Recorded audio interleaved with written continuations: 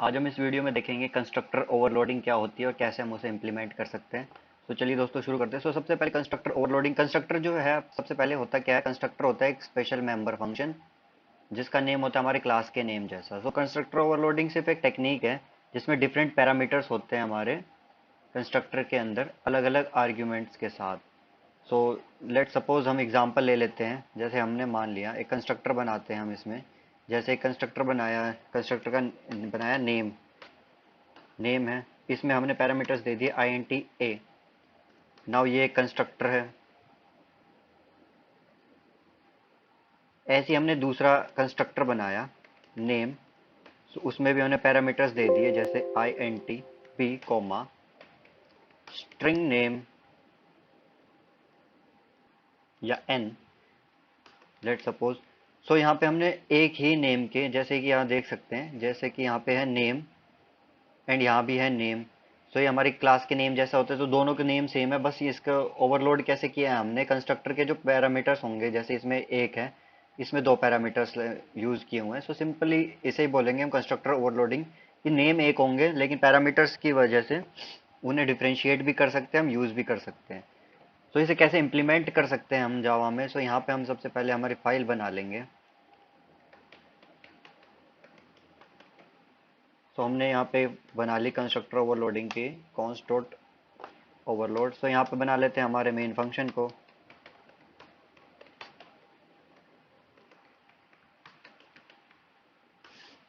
ये हमारा main function यहाँ से शुरू हो गया। अब यहाँ पे हम बनाएंगे कंस्ट्रक्टर।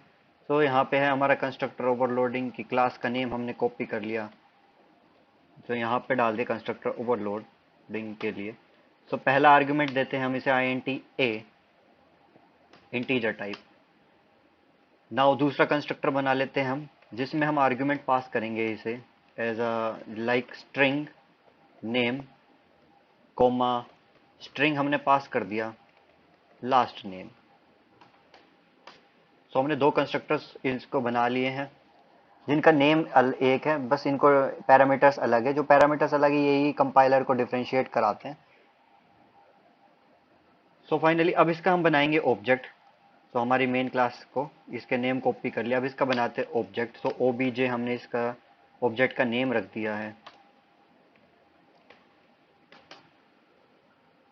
अब यहाँ पे ये एरर दे रहा है कि यहाँ पे हमने अनडिफाइन किया है, क्योंकि यहाँ पे आर्ग्यूमेंट्स ले रहा है। हम इन्हें आर्ग्यूमेंट्स देंगे, लेकिन उससे पहले जैसे हमने बना लिया एक और obj2 बनाएंगे।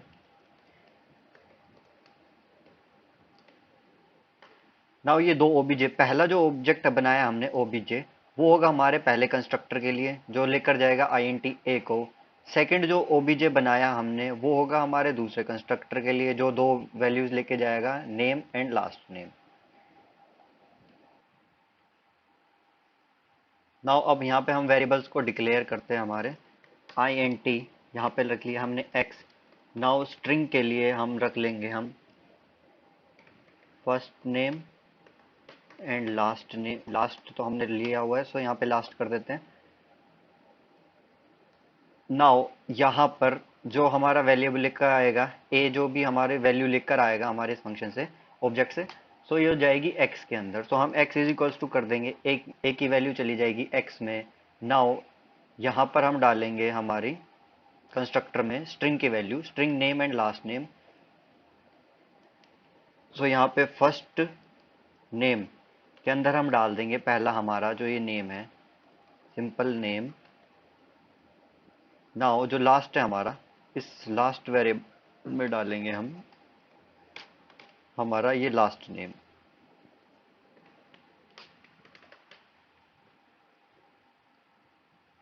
अब हम इन्हें यहाँ से वैल्यूज पास करते हैं। जैसे पहला पहला जो ऑब्जेक्ट बना हमारा, पहला कंस्ट्रक्टर बनाया हमने ओबीजे, ये बनाया हमने इसके लिए। जरूरी नहीं है वैसे यहाँ पे इसके लिए हम ये पहले पहले वाले कंस्ट्रक्टर में हम दूसरे का आर्ग्यूमेंट्स भी दे सकते हैं। जैसे मैंने यहाँ पे इंटीजर टाइप था तो मैंने डाल दिया 100। नाउ इसने एक्सेप्ट कर लिया। सेकंड में डाल देते हैं हम यहाँ पर योगेश। नाउ अब यहाँ पे जो था हमारा पहला आर्ग्यूमेंट था स्ट्रिंग टाइप, सेकंड वाला आर्ग्यूमेंट था लास्ट नेम भी स्ट्रिंग टाइप। यहाँ पर भी देंगे हम स्ट्रिंग टाइप, जैसे मैंने डाला याद हो। तो अब इन वैल्यूज को डिस्प्ले करा लेंगे। यहाँ पर हम सिंपल एक फंक्शन बना देंगे, public void display.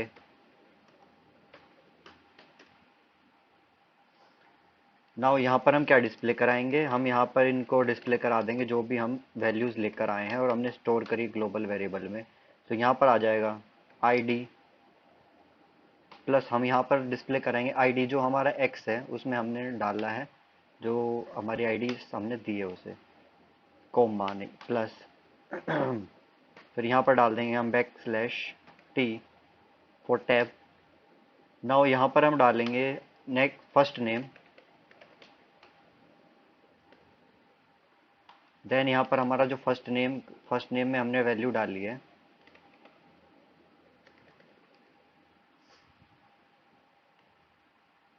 Then again हम \t लगाएंगे फॉर टैब।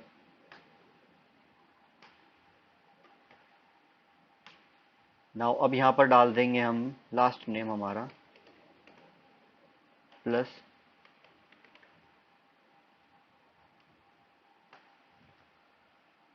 तो ये हमारा ये डिस्प्ले फंक्शन बन गया। नाउ अब हम इस फंक्शन को कॉल करा लेंगे हमारे इन ऑब्जेक्ट से obj डॉट, सो यहाँ पे करा लिया हमने डिस्प्ले, देन obj2 डॉट, सो हमने करा लिया यहाँ पे इस पर डिस्प्ले। सो बेसिकली हम इसे रन कर लेंगे।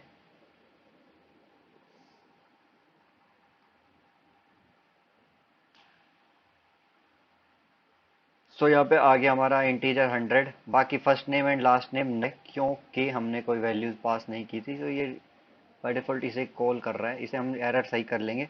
सेकंड वाला हमारा है Yogesh and Yadav, first name and ID है 0, सो आईडी को भी हम यहाँ पर सही करेंगे।